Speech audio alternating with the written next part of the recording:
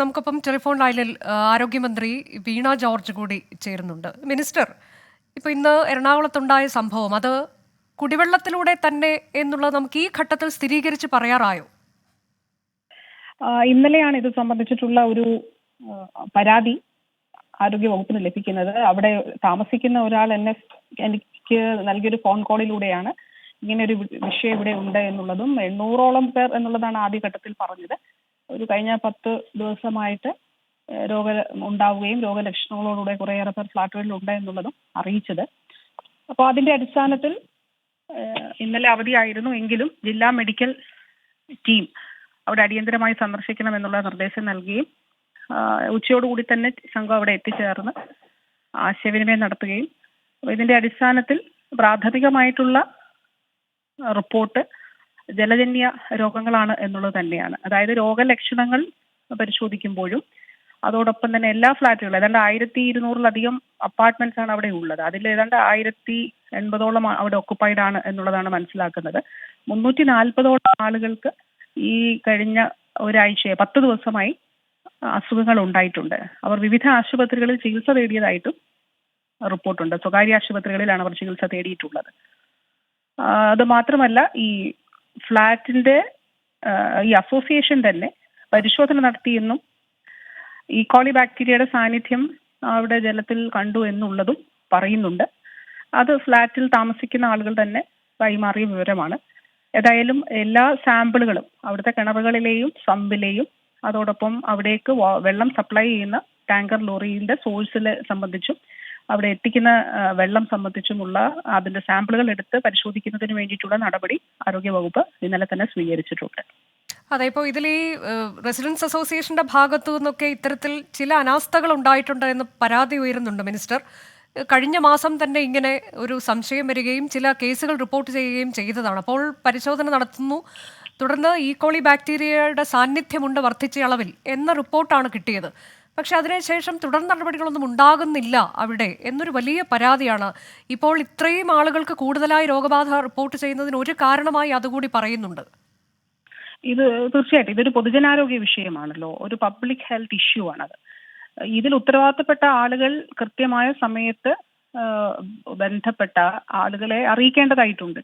പക്ഷെ അവിടെ അത് ഹൈഡ് ചെയ്യപ്പെട്ടോ എന്ന നിലയിലുള്ള, അത് രഹസ്യമായിട്ട് വെക്കുന്ന നിലയിലുള്ള, പുറത്തേക്ക് എത്താതിരിക്കുന്നതിന് വേണ്ടിയിട്ടുള്ള ശ്രമം ഉണ്ടായിട്ടുണ്ടോ എന്നുള്ളത് ന്യായമായിട്ടും സംശയിക്കുന്നുണ്ട്. അതുകൊണ്ട് തന്നെ അതിനെതിരെയുള്ള നടപടികൾ പൊതുജനാരോഗ്യ ആക്ട് പ്രകാരം സ്വീകരിക്കുന്നതിന് നിർദ്ദേശം നൽകിയിട്ടുണ്ട്.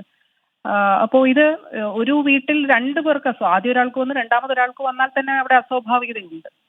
ഇത് അങ്ങനെയല്ല, പല അപ്പാർട്ട്മെന്റുകളിൽ താമസിക്കുന്ന അനേകം ആളുകൾക്ക്, അവിടെ കൊച്ചു കുഞ്ഞുങ്ങൾ മുതൽ പ്രായമുള്ളവർക്ക് വരെ രോഗം വന്നിട്ടുണ്ട്, രോഗലക്ഷണങ്ങൾ ഉണ്ടായിട്ടുണ്ട്. അതിൽ നമ്മൾ കാണേണ്ട ഒരു കാര്യം, കേരളത്തിൽ പൊതുവെ ഈ ഒരു കാലഘട്ടത്തിൽ ജലജന്യ രോഗങ്ങൾ, ജോണ്ടിസ് ഇപ്പോൾ കൊച്ചു കുഞ്ഞുങ്ങൾക്ക് വന്നാൽ അതത്ര ഗുരുതരമാവുന്ന ഒരു സാഹചര്യം ഇല്ല.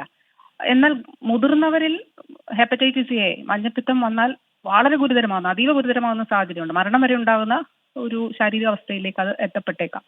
അതുകൊണ്ട് തന്നെ ഈ അടുത്ത കാലത്ത് ആരോഗ്യ വകുപ്പ് ഒരു SOP ഇറക്കിയിരുന്നു, പ്ലാസ്മ എക്സ്ചേഞ്ച്. അതായത് മരണമോ ജീവിതമോ എന്നുള്ള അതിൽ ഏത് എന്നുള്ളത് ചൂസ് ചെയ്യുമ്പോൾ ജീവൻ എന്നുള്ളത് തന്നെ നിലനിർത്തുന്നതിന്, അപ്പൊ ലിവർ ഡാമേജ് ഉണ്ടാകും, അല്ലെങ്കിൽ ലിവർ ഫംഗ്ഷൻ ചെയ്യാത്തൊരു സാഹചര്യത്തിൽ പ്ലാസ്മ എക്സ്ചേഞ്ച് നടത്തുന്നതിന് വേണ്ടിയിട്ടുള്ള ഒരു SOP നമ്മുടെ പല ഹോസ്പിറ്റൽസും ചെയ്യുന്നുണ്ടായിരുന്നു. പക്ഷെ ഔദ്യോഗികമായി തന്നെ ആരോഗ്യ വകുപ്പ് തന്നെ അതിനൊരു ഉത്തരവും ഒരു പ്രൊസീജിയറും ഇറക്കിയിട്ടുണ്ട്. അത്ര ഗുരുതരമായിട്ടുള്ളൊരു ഗൗരവത്തോടു കൂടിയിട്ടാണ് ഈ കാര്യങ്ങളെ നമ്മൾ നോക്കിക്കാണുന്നത്. അപ്പോൾ ഒരു കൃത്യമായി റിപ്പോർട്ട് ചെയ്യുക എന്നുള്ളത് വളരെ പ്രധാനപ്പെട്ട ഒരു കാര്യമാണ്. ഇതൊരു പബ്ലിക് ഹെൽത്ത് ഇഷ്യൂ ആണ്.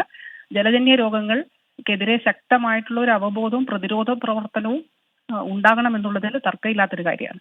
അതെ, ഇപ്പോൾ നമ്മൾ ഈ പ്രത്യേകിച്ച് ഈ എറണാകുളം പോലെയൊക്കെയുള്ള ഇടങ്ങളിൽ, നഗരങ്ങളിലൊക്കെ, ഫ്ലാറ്റിലൊക്കെ എങ്ങനെയാണ് കുടിവെള്ള സ്രോതസ്സുകൾ എത്തുന്നത് എന്നൊക്കെയുള്ളതിൽ കൂടി നമ്മൾ ഗൗരവത്തോടെയാണ് അത്തരം കാര്യങ്ങളെ കാണേണ്ടത് എന്നത് കൂടിയല്ലേ ഇത് പഠിപ്പിച്ചു തരുന്നത്, മിനിസ്റ്റർ?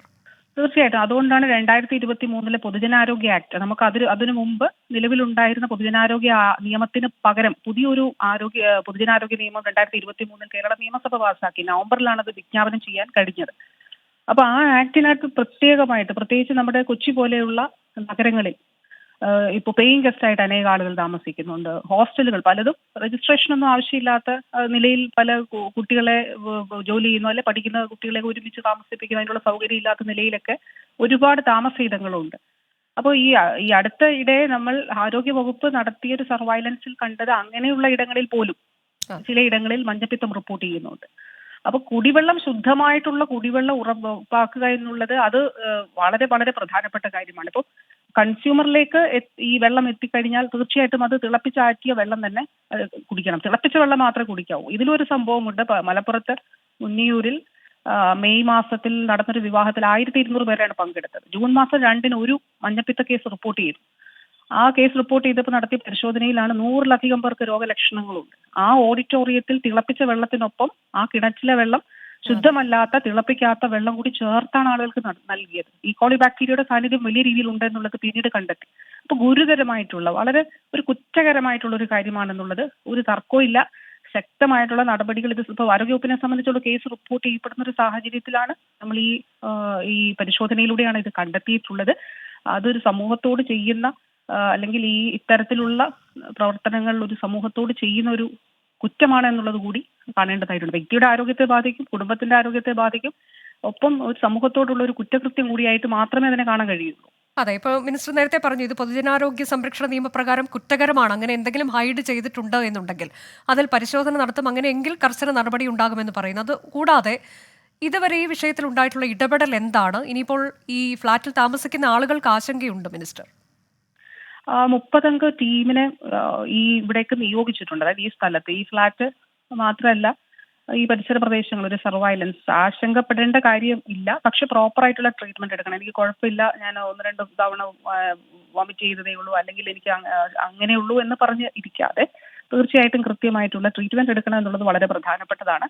പിന്നെ തിളപ്പിച്ചാറ്റിയ വെള്ളം മാത്രമേ ഉപയോഗിക്കാവൂ. നമ്മൾ പാചകം ചെയ്യാൻ ഉപയോഗിക്കുന്നതും ആ വെള്ളം മാത്രമേ ഉപയോഗിക്കാവൂ എന്നുള്ളതാണ്. ഇപ്പോൾ ഈ മോരിലൊക്കെ ചിലപ്പോൾ പല ഹോട്ടലുകളിലും റെസ്റ്റോറൻറ്റുകളിലും മോരിനൊപ്പം ശുദ്ധമല്ലാത്ത വെള്ളം ഉപയോഗിച്ച് നൽകിയാൽ രോഗത്തിന് കാരണമാണത്. അത് രോഗാണുക്കളുടെ സാന്നിധ്യം നല്ല രീതിയിലുണ്ട്. അപ്പൊ അതുകൊണ്ട് ഇവിടെ ആളുകളുമായിട്ട് തന്നെ നേരിട്ട് സംസാരിച്ചു മെഡിക്കൽ ടീം.